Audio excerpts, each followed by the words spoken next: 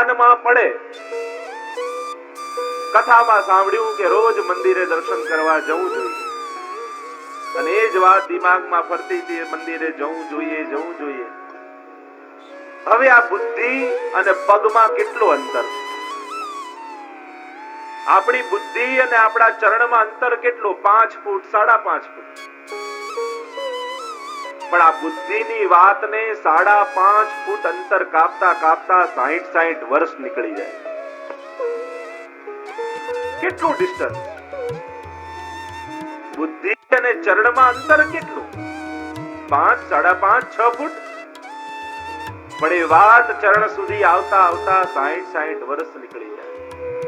નથી કહેતા દર્શન કરતા 10 મિનિટ લાગે, પણ દર્શન કરવા જવું છે એ વિચાર આવતા આવતા 90 વર્ષ નીકળી ગયા.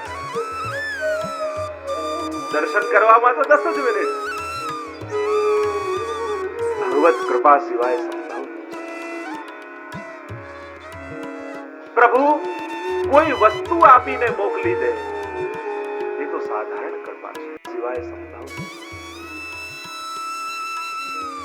પ્રભુ કોઈ વસ્તુ આપીને મોકલી દે એ તો સાધારણ કૃપા છે, પણ એ જીવને પોતાની પાસે રાખી દે. જેમ કોઈ બાળક માના ખોળામાં બેસવા માટે રડતું હોય અને માને બહુ કામ હોય, રસોડામાં એટલે એક રમકડું લાવે ને રડતા બાળકના હાથમાં આપી દે, અને બાળક રમવામાં એટલો બધો મશગુલ થઈ જાય કે ભૂલી જાય કે માના ખોળામાં બેસવું. તો આ રમકડું આપવું એ માની કૃપા છે કે અકૃપા છે? બાળક રડે છે મા માટે, પણ માને બાળકને દૂર કરવું છે, પોતાને ભૂલવવી છે, એટલે રમકડું આપી દીધું. અને બાળકને રમકડામાં એટલો બધો આનંદ આવવા લાગ્યો કે માને ભૂલી ગયો. તો એ તો માની અકૃપા છે. એમ ભગવાન જ્યારે કોઈ રમકડા આપીને આપણને ભૂલવવાની કોશિશ કરે ત્યારે સાવધાન થઈ જજો. પ્રભુને કહેજો, પ્રભુ અમે તો આપના ખોળામાં બેસવા માટે રડીએ છીએ, આ રમકડાથી અમને રાજી કરવાની કોશિશ ન કરો. પ્રભુ લૌકિક આપે ત્યારે બહુ હર્ષ નહીં કરવો, પણ એ લૌકિક દ્રવ્ય આવ્યું અને એના દ્વારા ઈચ્છા થઈ લાવ ભગવાનની કથા બેસાડું, ત્યારે માનવું કે આજે ઠાકોરજી મારા પર રાજી છે, આજે ધન આપવું મારું સાર્થક થયું, કારણ એના દ્વારા હું ભગવત સાધન કરીશ.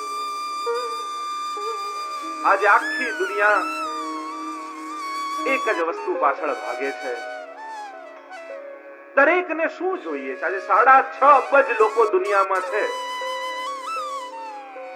કોઈને પણ પૂછો કે તમારે શું જોઈએ છે, તો બધાના જવાબ જુદા જુદા, દરેકના જવાબ જુદા જુદા.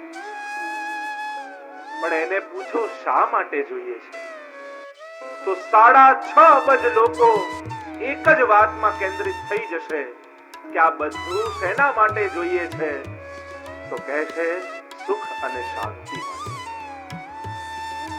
આપણને પૈસા પણ શેના માટે જોઈએ છે? સુખ અને શાંતિ માટે. ગાડી આવી એનાથી સુખ આવે છે તો ગમે છે, પણ એ જ ગાડી દુઃખ આપવા લાગે તો આપણે ગાડીને વેચી દઈએ. ઘર શેના માટે જોઈએ? કે સુખ માટે, પણ એ ઘર જ ઉપદ્રવ કરવા લાગે તે ઘરને કાઢી દે. આપણને બીજી કોઈ પણ વસ્તુ સાથે લગાવ નથી, આપણને લગાવ છે કેવલ સુખ અને શાંતિ માટે. સુખ અને શાંતિથી જ આપણને લગાવ છે, બાકી કોઈ પણ પદાર્થથી લગાવ નથી.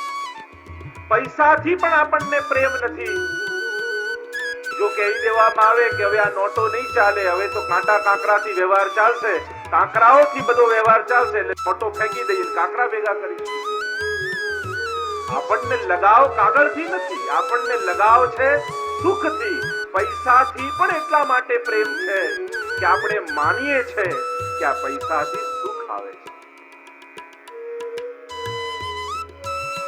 એક વાર એક વ્યક્તિ અમારા અમદાવાદ બહુ ભારે તપ કર્યું, અને એટલું ભારે તપ કર્યું કે ત્યાં લક્ષ્મી નારાયણ પ્રગટ થઈ ગયા. અને ભગવાન એટલા બધા રાજી થયા કે પેલાને કહ્યું કે તું માંગ એ તને આપી દઉં. લક્ષ્મીજી હાથ દબાવ્યો, અરે આ અમદાવાદનો છે, આને આવું બધું ન કહેવાય. અમે અમદાવાદ રહીએ છીએ ને એટલે કહી શકાય અમદાવાદ. વડોદરા 7 દિવસ કાઢવાના છે એટલે વડોદરાનું નામ. લક્ષ્મીજી હાથ દબાવ્યો, અરે પ્રભુ આને ક્યાં કહો છો, જે જોઈએ માંગી લે, આ બધું જ લઈ લેશે. ભગવાને કહ્યું કઈ વાંધો નહીં. અને પેલા એ તો એટલું લાંબુ લિસ્ટ કાઢ્યું, જેટલું પણ બધું પ્રભુ પાસે હતું બધું જ માંગી લીધું. ભગવાન એક બહુ મોટો થેલો લીધો અને બધું જ એમાં નાખી દીધું અને કહ્યું લે લઈ જા. અને પેલો વ્યક્તિ તો થેલો લઈને જવા લાગ્યો. લક્ષ્મીજીએ કહ્યું કે પ્રભુ આપે બધું આને આપી દીધું, હવે આપને યાદ નહીં કરે, આપની પાસે નહીં આવે. ભગવાને કહ્યું લક્ષ્મીજીને ચિંતા ન કરો, મેં આને બધું જ આપ્યું છે, પણ શાંતિ મારી પાસે રાખી લીધી છે, એટલે એક દિવસ શોધતો શોધતો એને મારી પાસે આવવું જ પડશે.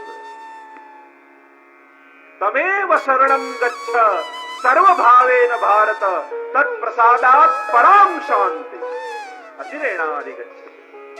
ગીતામાં પણ ભગવાને કહ્યું શાંતિ જોઈતી હોય, સુખ અને શાંતિ જોઈતું હોય તો એક જ સ્થાને મળશે અને એ છે ભગવાનની શરણ.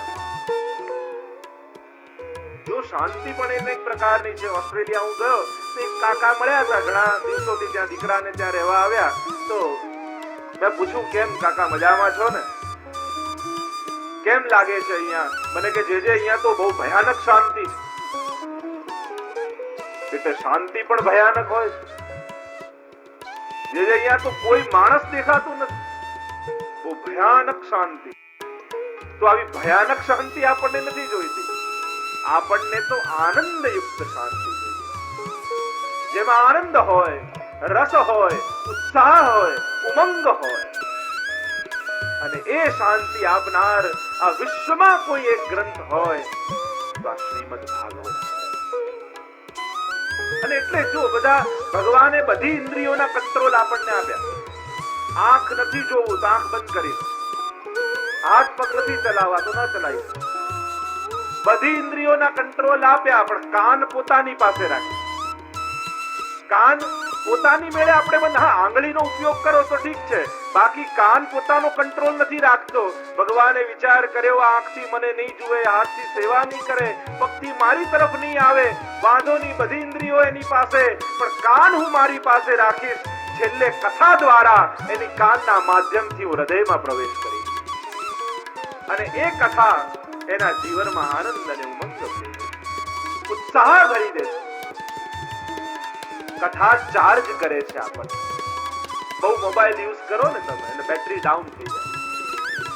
બહુ કાર યુઝ કરો ને સર્વિસ ન કરાવડાવો પછી વારે ઘડીએ ગરમ થઈ જાય. ઘણા નથી હોતા, વારે ઘડીએ ગરમ થઈ જતા. વચમાં ગાડી બંધ પડી જાય, ધક્કા મારવા પડે. ઘણા નહીં, ધક્કા મારી મારીને કામ કરાવો.